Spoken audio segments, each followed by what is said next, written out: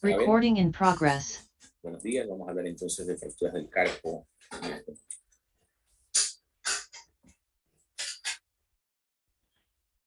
Me dice si alcanzan a ver las imágenes y me escuchan. Sí, doctor. Okay.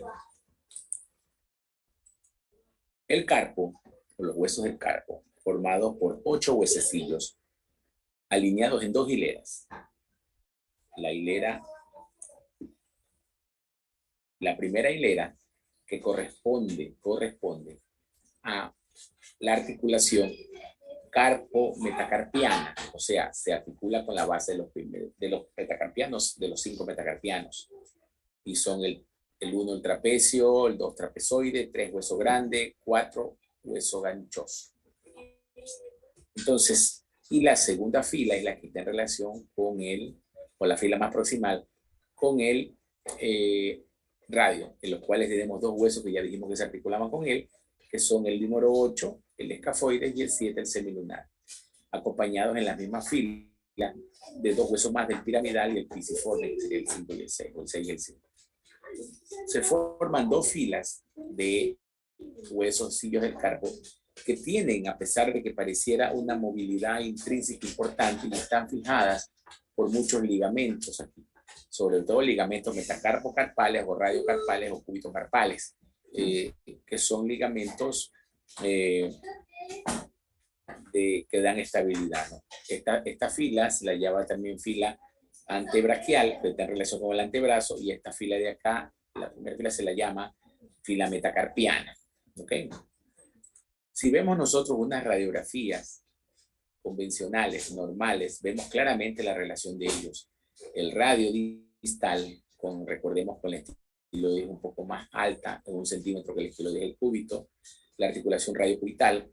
Tenemos también aquí la fila del carpo antebraquial, que es el escafoides, semilunar, piramidal y pisiforme, y la segunda fila, o la otra fila, la fila metacarpal, donde está básicamente con el hueso trapecio, trapezoide, hueso grande y hueso ganchoso. Y la articulación con las demás, las bases de los metacarpianos. La disposición de los 2 primeros huesos es verde el escafoides, el amarillo el semilunar, hueso grande, trapecio, trapezoide. La forma del hueso semilunar, también llamado lunato, el cual pues tiene carilla articular para el radio principalmente. El hueso piramidal, que se articula con el pisiforme, tiene carilla y se articula además con el semilunar y hueso ganchoso, y tiene una carilla para el pisiforme, y el pisiforme que tiene una sola carilla que se articula con el piramidal. Vemos acá la cara articular del piramidal, que ya dijimos se articula con el pisiforme, que se articula con el piramidal. El trapecio es el primer hueso de la fila metacarpal, que se articula básicamente por arriba o distal con el escafoide y con el trapezoide. El trapezoide tiene carillas articulares para el trapecio, para el escafoides, para el capitano, que es el hueso grande, y para el segundo metacarpiano. Aquí tenemos el capitano o hueso grande, que tiene carillas articulares para todos y cada uno de ellos, para el escafoide, para el escafoide, para el semilunar, para el trapezoide, el segundo y tercer metacarpiano, y el hueso ganchoso, que se articula con el hueso grande principalmente, con el segundo, cuarto y quinto metacarpiano. Y lo vemos ahí, las relaciones básicamente de los ligamentos, de las eminencias óseas, los tubérculos, el gancho del ganchoso, del pisiforme, tubérculo del escafoides.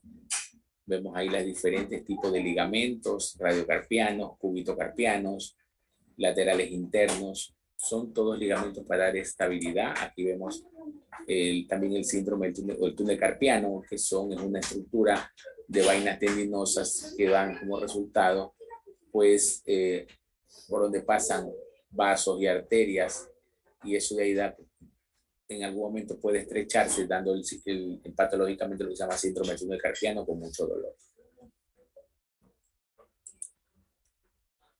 Aquí tenemos la vaina radiocarpiana y la vaina cúbitocarpiana. y las estructuras que engloban para que puedan producir en algún momento. Este es un corte del antebrazo cerca de la muñeca y del carpo, donde se ve claramente los huesos del carpo, el escafoide, el hueso grande, el hueso ganchoso, piramidal, pisiforme a ese nivel. Pero hablemos de fracturas del carpo.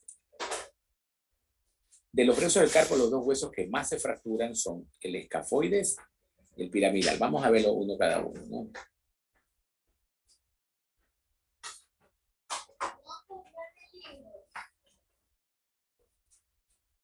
Bien, hablemos de eso.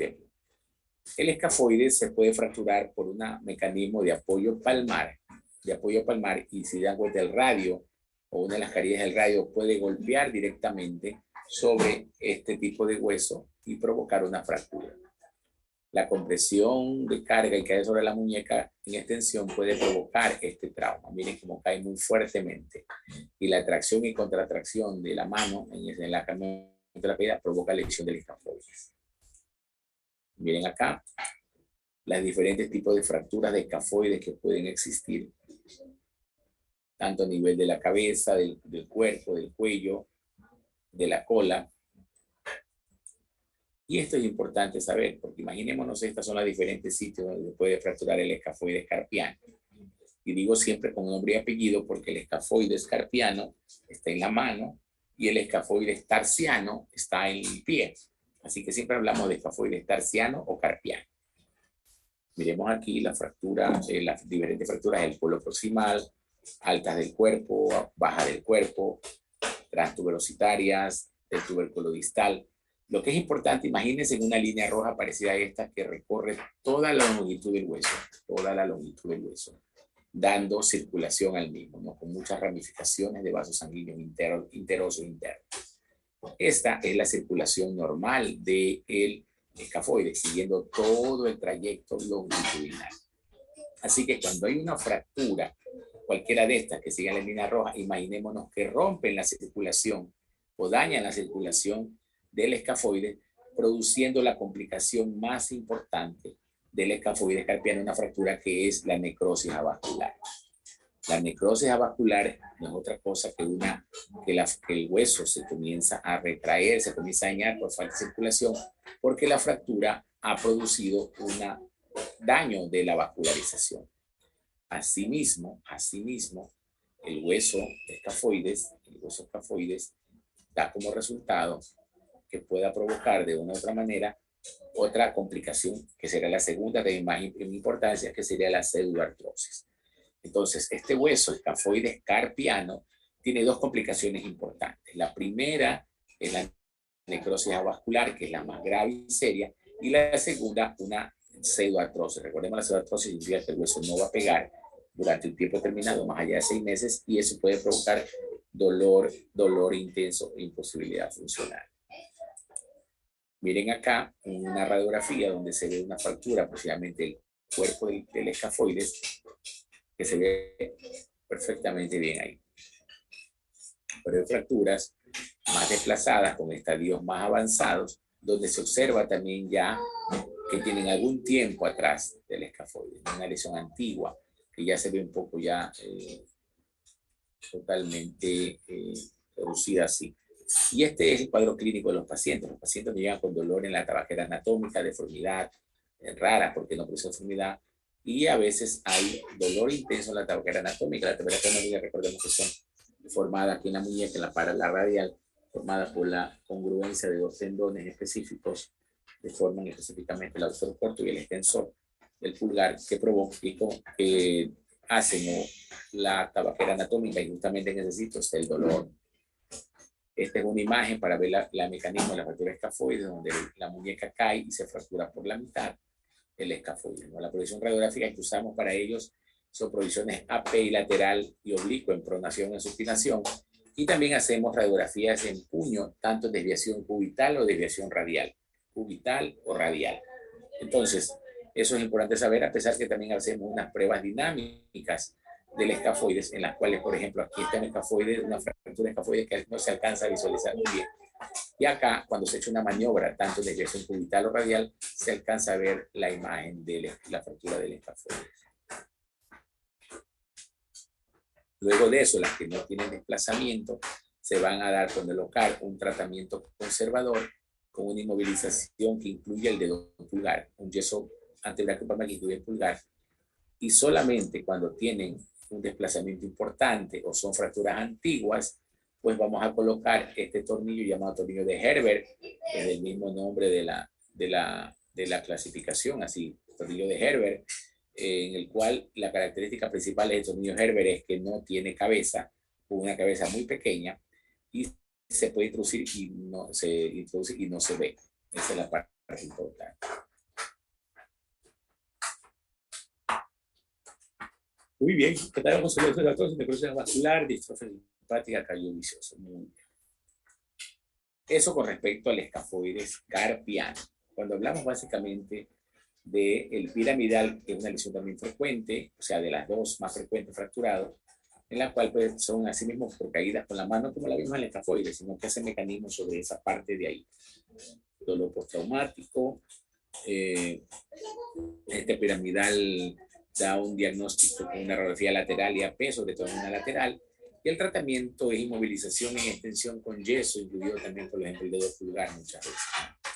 El semilunar también se puede fracturar, aunque a menor frecuencia. Recuerden que está al lado del escafoide y particular con el radio, se puede fracturar, y las fracturas flexibles generalmente necesitan tratamiento solo conservado la gran mayoría.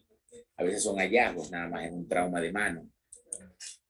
El trapecio asimismo raramente se puede fracturar y depende del sitio de lesión. El mecanismo asimismo es parecido a todos. El diagnóstico es similar, radiografía AP y lateral y oblicua.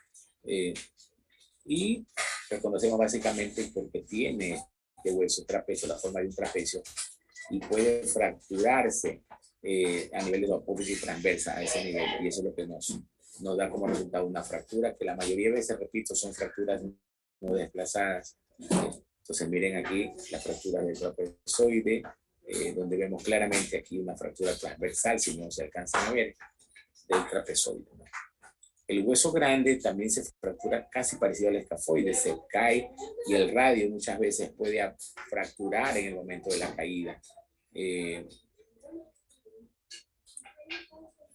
Fracturar en el momento de la caída, y este hueso de aquí nos da como resultado que se fracture de esa manera así, a pesar que la mayoría de fracturas, o muchas fracturas, se dan por trauma directo. Por ejemplo, la caída de objetos contundentes sobre la mano en extensión. A un niño que, me acuerdo tanto, tuvo una fractura de los huesos del carpo, que lo vimos en el hospital hace algún tiempo atrás, le había caído el filo de un televisor en la mano. Entonces, para que tengan una idea, se descolgó el televisor que estaba en la pared, el niño estaba jugando, al caer el televisor le cayó sobre la mano y le fracturó los huesos del carpo. O sea, traumas directos como esos pueden provocar. Bueno, hay un paciente también que trabaja en una vulcanizadora, por ejemplo, o que se caiga y pase una llanta por encima de su mano, puede ser causa también de fractura. O un trauma directo con accidente de tránsito, con un golpe directo sobre esa mano, pues también puede provocar una situación así. Esta es una fractura del hueso ganchoso. Los huesos ganchosos también se pueden fracturar, a pesar de que no es frecuencia, pero se pueden fracturar con gran facilidad, ¿no? Y el pisiforme es muy raro también que se fracture, no sé, que es un trauma directo importante. Ahí vemos la fractura que se ve justamente en la mitad del pisiforme, y yo diría que también a veces lo que más se hacen es se luxan entre ellos. Hablemos de luxaciones del carpo. Cuando hablamos de fracturas, perdón, de carpo, también podemos hablar de luxaciones. Que se luxan, ¿cómo se luxan? Así por el mismo mecanismo. O se fracturan o se luxan. Luxar, recuerden que salirse de su sitio, pérdida de la relación anatómica normal, por alta energía, por fuerza directa o indirecta, caída en extensión. Y vamos a encontrar algunas lesiones aquí. Una disociación o separación escafo-semilunar, en las cuales vemos que el escafoide y el semilunar se separan aquí. Y miren este espacio importante, grande, que se ve por rotura de los ligamentos. Esto de aquí nosotros lo tenemos que tener presente, porque es como que tuviéramos, nos faltara un dedo ahí, perdón, estoy hablando de un diente, como que nos falta un diente en la dentadura, ¿no? Alguien se ríe y tiene un diente menos, como se ve así. Así más o menos tiene la idea de que la disociación escápulo-semilunar. También puede luxarse este hueso llamado semilunar, Ya dijimos que era lunato, forma de media luna. Normalmente es así, como está en la letra A. Se puede trazar una línea por la mitad del radio, pasa por la mitad de la cúpula, bueno, por la mitad del radio, la mitad del semilunar y por la mitad del hueso grande. Esto se lo conoce como índice de Destot, D-E-S-T-O-D, Destot. Este índice de Destot no es otra cosa que la alineación normal en una provisión lateral del hueso grande, del semilunar en el centro y del radio. Por alguna razón el radio les cae mal el resto de los huesos del carpo y se sale de su sitio traumático después de un trauma, ¿no?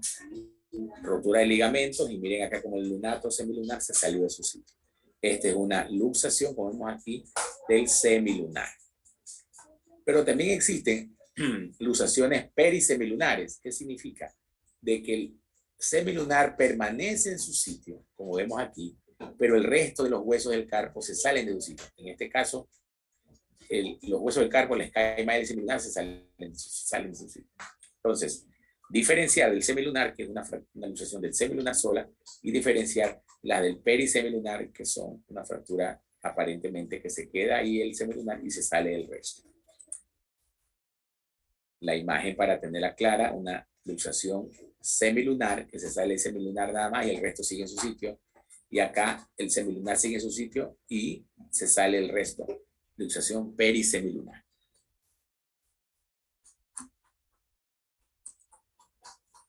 Más o menos para tener una idea de la clasificación de Mayfield, porque sí se puede salir el semilunar con una frecuencia no tan grande, pero sí importante.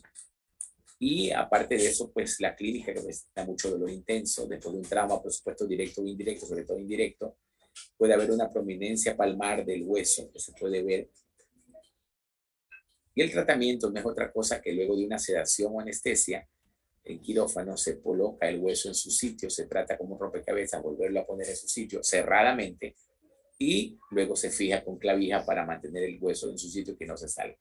Solamente en casos extremos y que ya tenga algún tiempo se puede ver o podemos ver algún tipo de lesión o fractura, podemos hacer a la reducción abierta en el cual tenemos que hacer incisión quirúrgica para limpiar los bordes y volverlo a meter. Solo en ese tipo de situaciones y casos. Estos pacientes pueden presentar artrosis postraumática, inestabilidad, neuropatía o lesión perisemilunar. Disociación escafosemilunar, ya la vimos aquí, se pone lo que hablamos, la disociación en la cual el escafoide se separa después de un trauma del semilunar con una distancia importante, ¿no? Como que le falta un diente. Recuerden siempre, disociación escafosemilunar, se le falta un diente.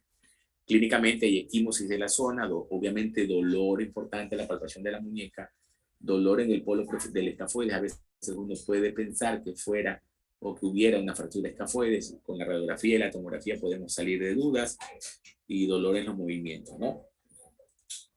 Esta disociación o el diente que le falta aquí en una disociación escafoide semilunar se conoce como signo de Terry-Thomas. ¿Qué es el signo de Terry-Thomas? Es un signo radiológico en el cual se observa separado un espacio del escafoide y el semilunar. Se ve en la tomografía, también se ve aquí, esta se ve una resonancia, perdón, es esta, donde se ve claramente la disociación y la zona, sobre todo aquí la resonancia, la zona blanca, donde se ha roto el ligamento y que mantenía estables esos dos huesos, y aparte de eso también se nota de que ha salido líquido alrededor, que probablemente sea sangre. Signo de Terry-Thomas cuando no existe el diente, recordemos. Listo. ¿Alguna pregunta de lo que hemos hablado, doctores, sobre todo carpo y luxaciones de carpo? ¿Entendieron? Más o menos explícito. Felipe Polo, ¿sí? Sí, doctor. Lady Serrano. Sí, doctor. ¿Entendió? Muy bien. Edwin Ortiz, ¿entendiste? Parece locutor de radio, ¿está bien? Sí, entendí, doctor. Perfecto. Bien, vamos a metacarpianos y vamos a dedos. ¿Quieren que hable yo y hable usted? Nosotros tenemos la posición, doctor. Dele, vamos, dele, doctor. Ok. Cuando hablamos de metacarpianos, estamos hablando de 5 huesos que están articulados y que tienen estructuralmente, anatómicamente, una forma alargada, con una base, un cuerpo y una cabeza. Al tener cabeza tienen cuello. Tenemos desde el primero al quinto, siendo el primero, el pulgar, el que corresponde al pulgar, el segundo al índice, el tercero al medio, el cuarto al anular y el quinto al meñique. Entonces, estos 5 huesos cuya base está articulada o la articulación carpo-metacarpal a este nivel, y por arriba las cabezas están articuladas con las falanges. Vamos a hablar de cada una de ellas porque la primera falange, la primer metacarpiano y el quinto metacarpiano tienen características específicas o se fracturan de manera diferente. Y el tercero, el cuarto y el quinto tienen una fractura, o sea, se fracturan de una manera más o menos parecida. Vamos a hablar del primer metacarpiano, que es la fractura de la base, cuyo mecanismo principal es la caída hacia atrás y apoyando la mano sobre el borde radial, o sea, sobre el pulgar un poco más, ¿no? O sea, la mano virada sobre el borde del pulgar, y se da principalmente en pacientes con fracturas, sobre los traumas, sobre todo en pacientes de actividad deportiva jóvenes, voleibol, básquetbol o fútbol, cuando caen aparatosamente con la mano en extensión. Cursan con dolor, edema de la base del primer metacarpiano. Vemos aquí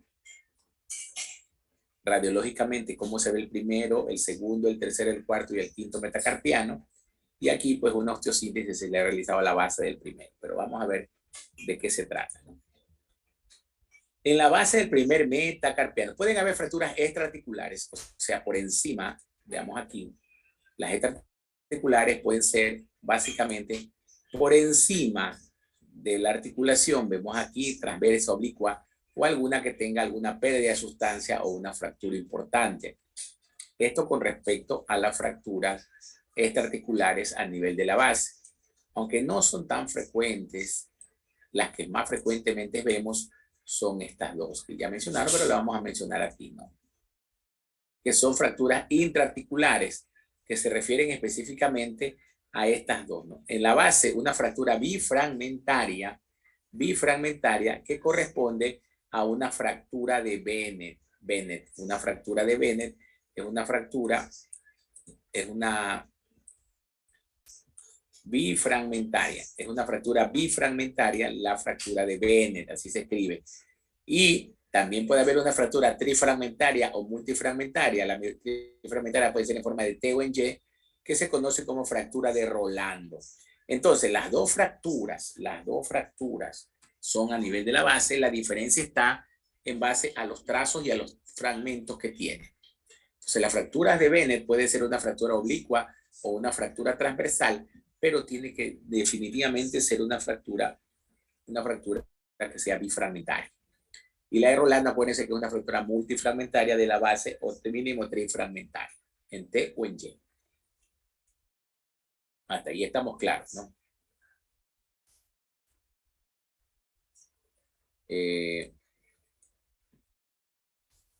Vamos a ver esta de acá, ¿no? Nuevamente, las fracturas de Bennett, como la primera que está aquí, rolando en T o en Y, rolando. ¿Ok? Entonces, vemos aquí una fractura en la cual muchas veces el aductor largo, el tendón abductor largo, jala la parte que aquí se inserta y esto la saca de su sitio y produce una luxación aparte. Repito, el tendón aductor largos, ya a nivel de que se inserta en la cabeza o en la base del primer metacarpiano, puede alar el tendón, el hueso hacia un lado y provocar de una u otra manera una distensión o disminución o salida de la articulación de su sitio. Cuando sucede eso, ya no es una fractura de Bennett, sino que es una luxofractura de Bennett. Y asimismo en Rolando, es una fractura multifragmentaria, pero puede jalar hacia un lado y hacerse una luxofractura tipo Rolando. ¿Okay?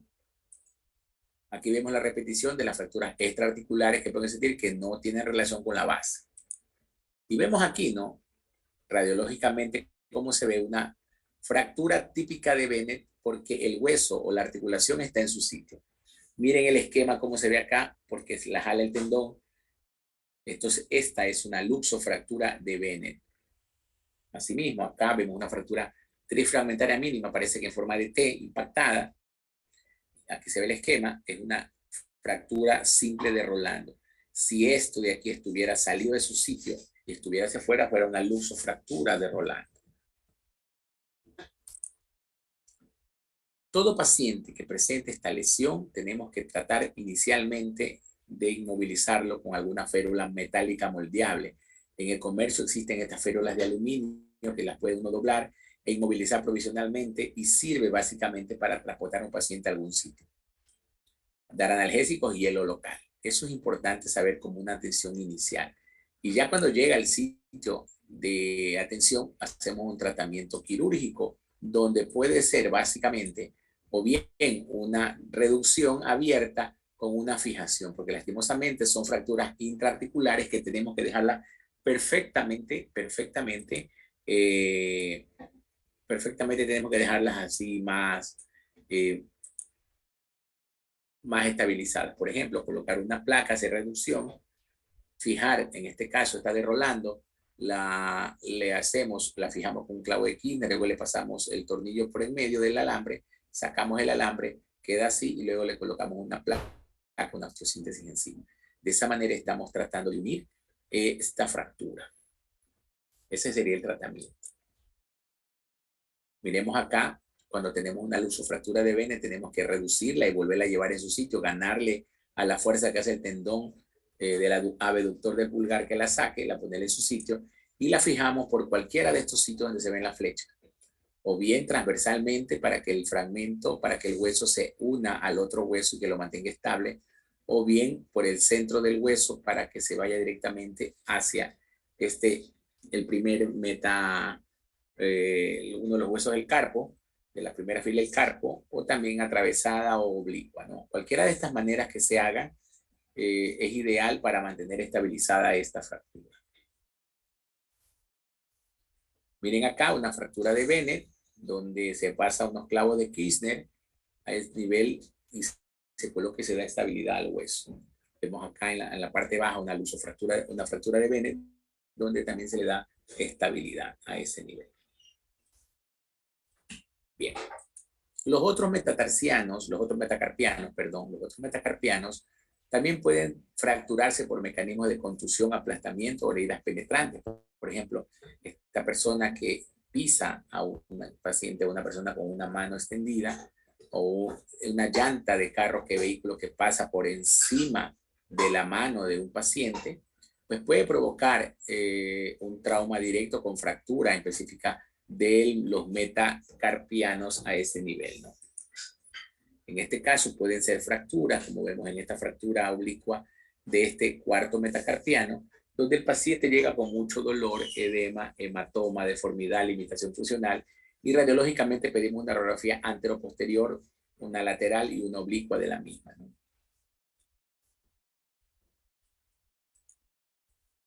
Miremos aquí los diferentes tipos de fracturas que pueden darse en los otros metacarpianos.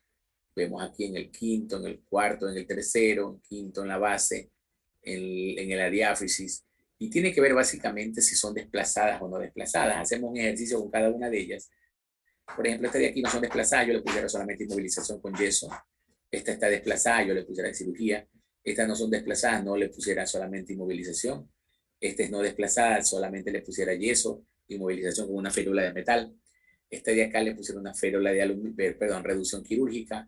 Esta le pusieron solo inmovilización y esta es inmovilización. Como para tener una idea de una fractura no tan desplazada, ¿no? Vemos aquí también las fracturas que pueden existir a nivel del cuarto, del quinto. Ya vamos a hablar de la fractura del boxeador un poquitito más adelante sobre estas. Y estas son el tratamiento ortopédico que hacemos en las fracturas de las falanges normalmente, perdón, de los metacarpianos. La sindactilia es una de las alternativas. ¿Qué significa? Que unimos los dos dedos y colocamos unos aparatos, unos apósitos con espaladrapo para tratar de usar el dedo afecto unido al dedo sano para que sirva como una férula natural. O también podemos poner una férula posicional de esta manera, que es una férula ya de plástico, que se utiliza para este tipo de situación. Cuando las fracturas son muy desplazadas o son desplazadas, como esta aquí que está bien cabalgada, pues no le podemos hacer una reducción, solo una colocación de férula con yeso. Tenemos que colocar enclavijado endomedular como esto o como estos de acá. Ideal solamente uno de estos, ¿no? Vemos acá una osteosíntesis en una fractura también así de este tipo, cabalgada donde se coloca esto de aquí, colocar una osteosíntesis del cuarto metacarpiano. Vamos a hablar de esta fractura que es importante también, que es frecuente, que se llama fractura del quinto metacarpiano o fractura del boxeador o del mal boxeador o del camorrista. Cuando un paciente, hecho el enojado, el bravo, que termina con la novia, qué sé yo, o la novia termina con el novio, le da coraje y golpea la pared. Así somos los seres humanos, descontentos. Entonces, al golpear la pared o golpear a una persona solamente con el quinto metacarpiano, puede haber una fractura a nivel del cuello del quinto metacarpiano y se quiere como luxar, pero más que toda la fractura, ¿no? Esta fractura del cuello, cabeza del quinto metacarpiano se conoce con el nombre de fractura del boxeador, pero es un golpe sobre la superficie dura. Para que sepan ustedes, que entiendan, todos veamos los nudillos. Cuando vayan a golpear a alguien, doctor, debe ser con el segundo, tercero y cuarto nudillo. Con el quinto no golpeen porque se les hace una fractura del boxeador, y es del mal boxeador porque golpean de una manera inadecuada para eso. ¿Está bien? Entonces, esa es la fractura del boxeador. Así que la persona que golpea mal y golpea sobre todo con el quinto nudillo, ya que es un nudillo más débil, es muy frecuente que se fracture, no solamente golpeando contra la pared, golpeando a alguien. Si golpea mal, pues te provoca este tipo de problemas.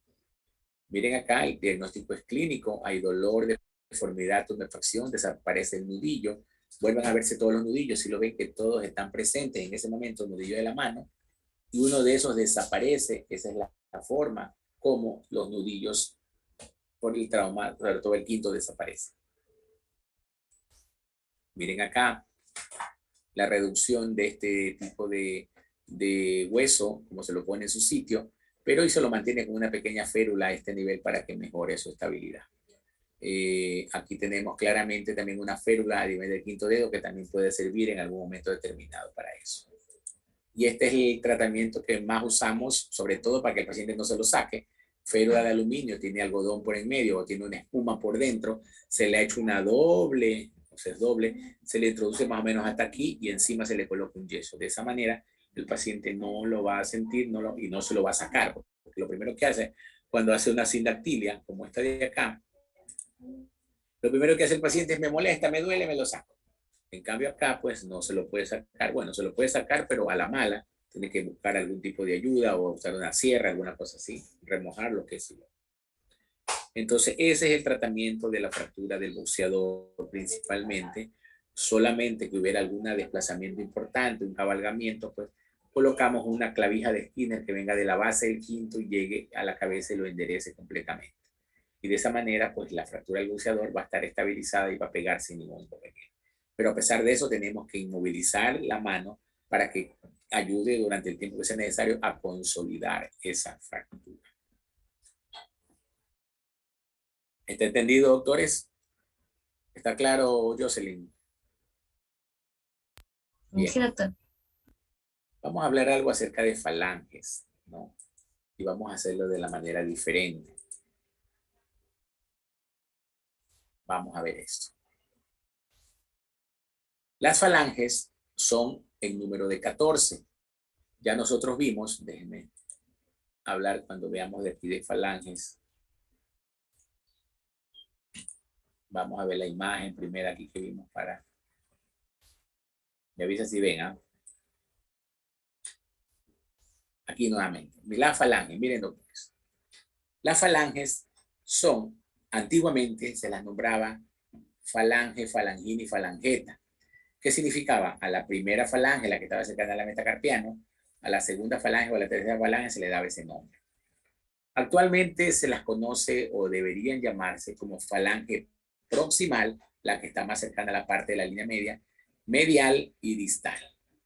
O también falange 1, falange 2 o falange 3. Realmente yo preferiría que la llamemos como proximal, media y distal. ¿Se acuerda uno mejor de eso, no? Todas tienen 3 falanges, excepto la del pulgar, que solo tiene la 1 y la 3, o sea, la proximal y la distal. ¿Por qué? Porque le falta la falange media. Entonces, en vez de ser 15 falanges, son 14 falanges en cada mano. ¿Ya? Del primero, del segundo al quinto dedo tienen 3 y el primero tiene solamente una. ¿Ya?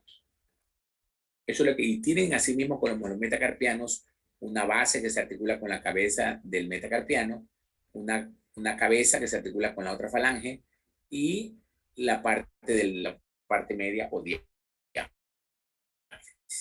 Bien, ahora sí vamos a dibujar un poquito. ¿Se alcanzan a ver? Sí, Sí, doctor. doctor. Esta es una falange distal. Esta es una falange media. Y esta es una falange distal. Bien. Esta falange proximal media y distal se van a estabilizar por medio de ligamentos, sobre todo colaterales, que van a dar estabilidad para que el hueso no se salga de su sitio ante algún trauma. Perfecto. Hasta ahí estamos bien. Pero en algunas ocasiones, esta falange puede salirse de su sitio posterior a un trauma. Entonces tenemos un trauma aquí y esta falange puede luxarse. Y el ligamento que tenía totalmente roto. Más o menos así. Esto se conoce como luxación interfalángica. ¿Qué es la luxación interfalángica? No es otra cosa que la pérdida de relación anatómica normal de una articulación, en este caso la interfalángica. Producto de un traumatismo, se rompen los ligamentos y la falange se va a desplazar hacia un lado. Esa es una luxación interfalángica que puede ser interfalángica distal o si es que tenemos aquí una segunda falange o tercera falange aquí, se puede ver más o menos así también, salida de su sitio. Producto de que el rojo, que es el ligamento, se ha roto también por completo, ¿no? ¿Ok? Entonces, las falanges pueden luxarse con gran facilidad posterior a un traumatismo. No sé si alguien ha visto alguna vez que alguien le lanza una pelota de básquet a otro, la quiere agarrar con las manos y después se le aparece el dedo para un lado. Eso es una luxación interfalángica aguda por rotura de los ligamentos. Eso con respecto a luxaciones que son frecuentes también a nivel de las falanges o dedos. Pero también pueden haber fracturas, ¿no? Las fracturas pueden ser a diferentes niveles, a nivel de la cabeza o la falange distal, pueden ser a nivel del cuerpo, a nivel de la base, de cualquiera de ellas, ¿no?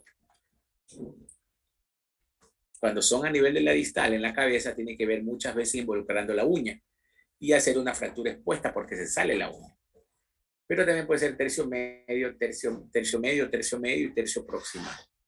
Cualquiera que estas seas, si solamente son no desplazadas, el mecanismo es el mismo, no traumas por lo general directos.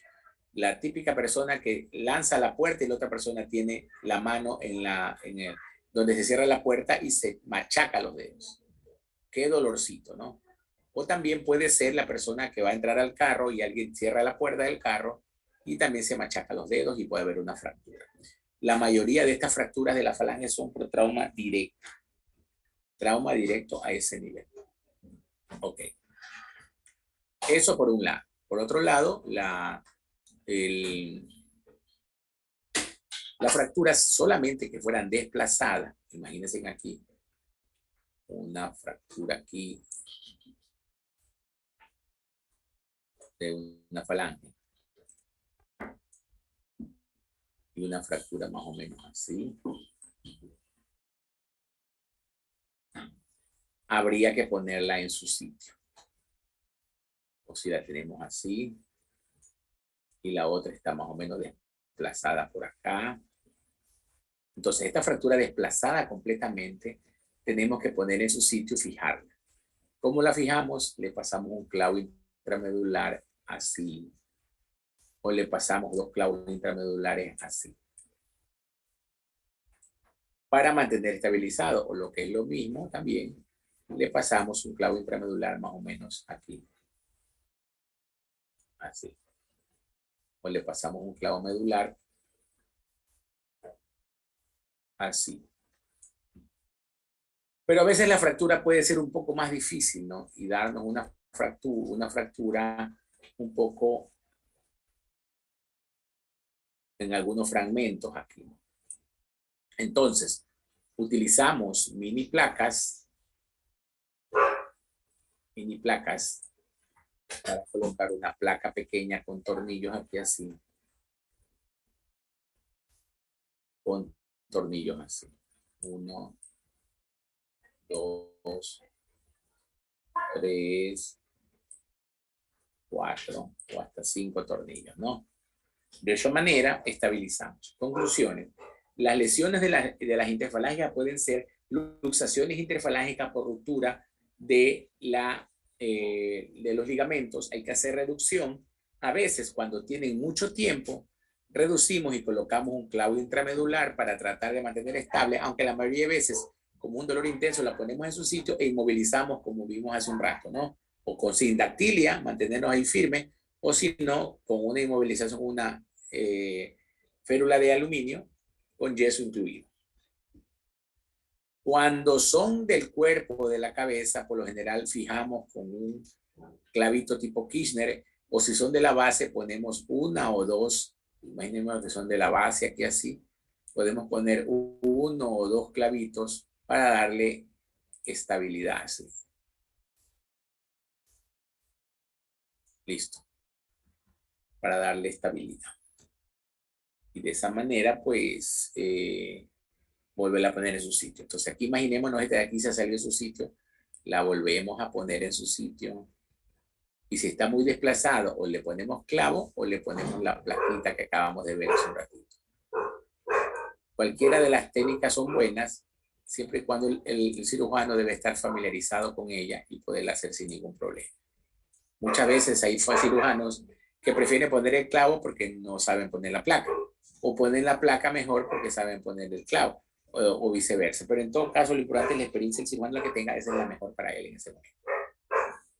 Más o menos esos son los dibujos. ¿Entendieron algo, por favor, de esos dibujos? Roger Emilio. Sí, ¿Ya te puedo doctor. preguntar por eso en el examen?